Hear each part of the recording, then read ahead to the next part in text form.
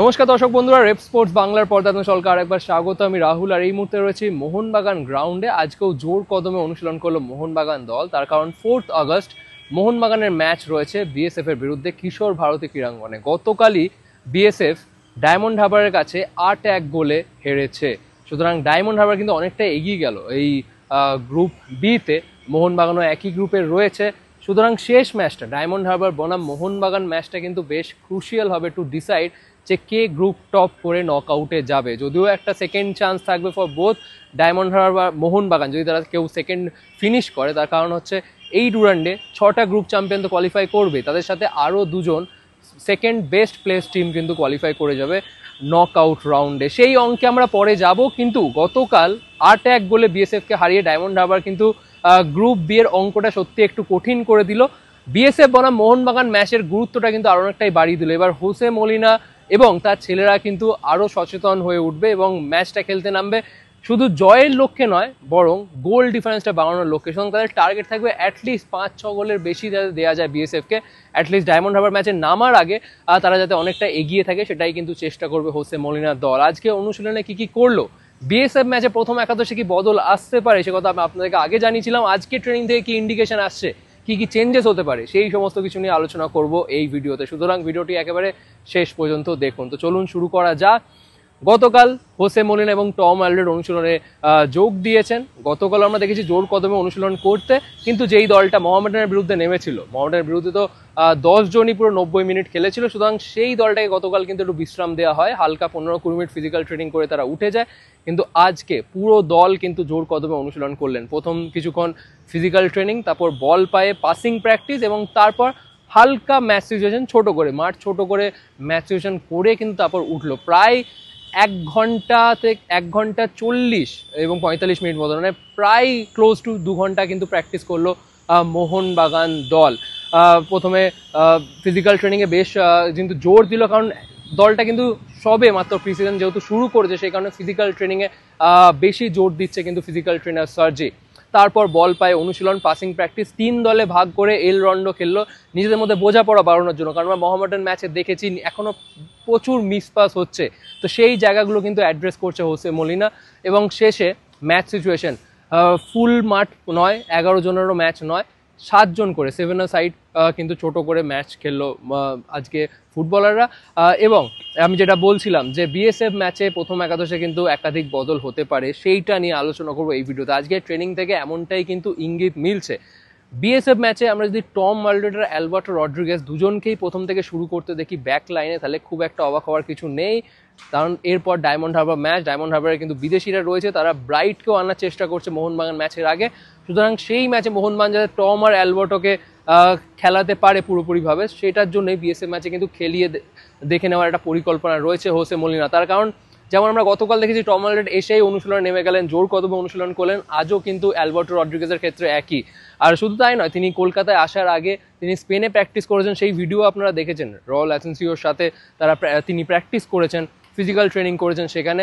আর আজকে এসেও তাকে কিন্তু বেশ ফিট লাগলো, বেশ কিন্তু তাকে ফ্রেশ লাগলো, রিফ্রেশ লাগলো। আজকেও কিন্তু তিনি টিমের সাথে পুরো অনুশীলনটাই তিনি কিন্তু মাঠে ছিলেন, জোর কদমে তাকে অনুশীলন করতে দেখা গেল।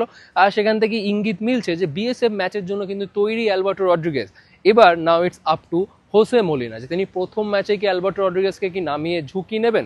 অ্যালবার্টো যদি নিজের থেকে কনফিডেন্ট থাকে, তাহলে অবশ্যই আমার মনে হয় অ্যালবার্টোকে তিনি খেলাতে খুব একটা পিছোপা হবেন না। কিন্তু টম অ্যালডারওয়েট সম্ভাবনা প্রবল যে টম অ্যালডারওয়েট ডিফেন্সে খেলবেন। এবার টমের সাথে কি দীপেন্দু বিশ্বাস খেলবেন, নাকি অ্যালবার্টো রড্রিগেজকে নামিয়ে দেবে হোসে মলিনা প্রথম দিকে, নাকি অ্যালবার্টো রড্রিগেজকে দ্বিতীয় হাফে একবার নামিয়ে দেখে নেবে মলিনা, সেইটা কিন্তু পরিষ্কার হওয়ার জন্য কালকের অনুশীলনটা একবার দেখতে হবে। কালকের অনুশীলন কিন্তু বহু প্রশ্নের উত্তর দিয়ে দেবে। সুতরাং কালকের অনুশীলনটা খুব গুরুত্বপূর্ণ, যেহেতু ম্যাচ ডে -1। কালকে প্রেস কনফারেন্সও সারবে, প্রেস কনফারেন্সে উপস্থিত থাকবে কোচ মলিনা এবং টম অ্যালডারওয়েট। মৌসুমের প্রথম press conference for coach Jose Molina and Tom Alderweight. এবার আমরা মাঝ মাঠটাতে চলে আসবো। এই মাঝ মাঠটাতে কিন্তু মোহনবাগানের একটু প্রবলেম রয়েছে, তার কারণ গত ম্যাচে আপুইয়া রেড কার্ড দেখেছে।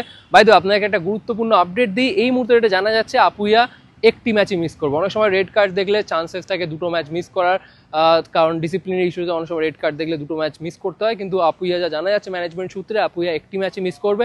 ডায়মন্ড হারবার ম্যাচে ফিরে আসছে আপুইয়া এই ম্যাচটা মিস করতে চলেছে বিএসএফ এর বিরুদ্ধে। সুতরাং সম্ভাবনা হাই চান্সেস দীপক টাংরিকে মাঝমাঠে ইউজ করবেন কোচ মলিনা, তার সাথে অনিরুদ্ধ থাপা। এবার অনিরুদ্ধ থাপা দীপক টাংরির সাথে অভিষেক সূর্যবংশী খেলবে নাকি সাহাল আব্দুল সামাদ, কারণ সাহাল আব্দুল সামাদেরও আজকের এটা সেকেন্ড ট্রেনিং, গতকাল ট্রেনিং করেছে পুরোদমে, আজকেও ট্রেনিং করেছে পুরোদমে। কালকের ট্রেনিং করার পর সাহাল যদিও ফিট রয়েছে, সাহাল আপনারা জানেন একটু injury prone Sahal, last year বেশ কিছু ম্যাচ মিস করেছে, কিন্তু এবার কিন্তু সাহাল পুরো রিফ্রেশ, সিজনের একেবারে শুরুতে বিএসএফ ম্যাচে সাহালেরও খেলার একটা সম্ভাবনা রয়েছে। সুতরাং মাঝমাঠটা এমন দাঁড়াতে পারে যে দীপক টাংরি, সাহাল আব্দুল সামাদ অ্যান্ড অভিষেক সূর্যবংশী। আর একটা গুড নিউজ, সেটা হচ্ছে মানবীর সিং লাস্ট ম্যাচটা মিস করেছে।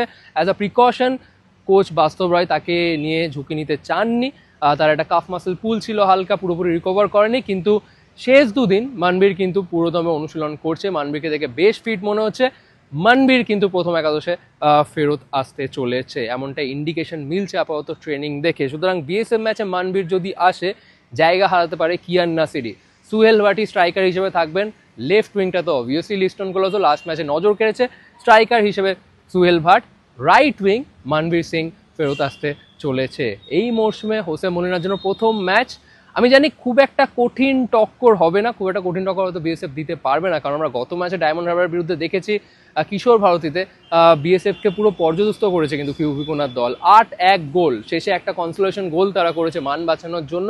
তো এই বিএসএফকে শুধু হারালে হবে না, মোহনবাগান কিন্তু অ্যাটলিস্ট 5 থেকে 6টা গোল দেওয়ার টার্গেট দিয়ে নামতে হবে, কারণ ডায়মন্ড হারবার এই মুহূর্তে যদি গোল ডিফারেন্স দেখেন 8, সেখানে মোহনবাগানের অলরেডি গোল ডিফারেন্স হচ্ছে 2, তো অ্যাটলিস্ট যদি তারা 5টা বা 6টা গোল দিতে পারে তাহলে কিন্তু বেশ ভালো জায়গায় থাকবে তারা।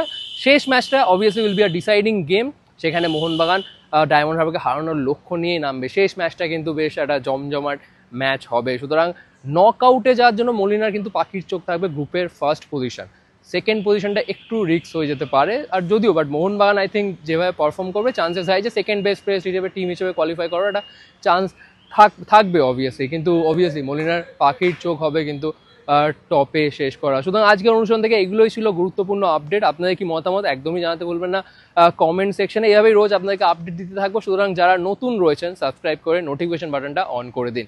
এই মুহূর্তে ভিডিওটি এখানেই শেষ করছি, আবার আপনার সাথে দেখা হচ্ছে পরবর্তী ভিডিওতে।